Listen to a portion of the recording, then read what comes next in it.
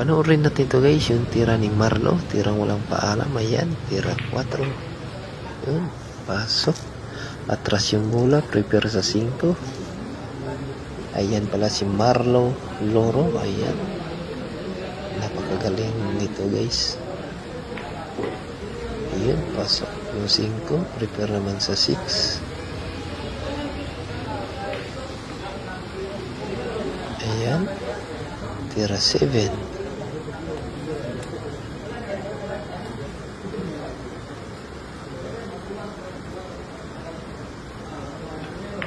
Ayun, pasok. Bounce yung bola. Ayun, prepare sa 8.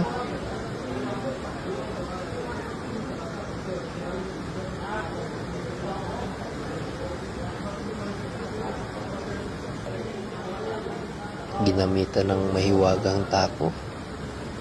Ayan, tira 8. Pasok. Last 2 balls. Ayan, tira 9.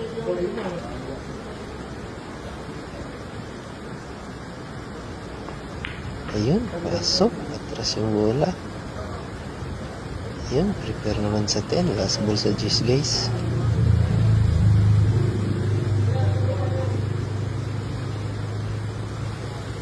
Ayun.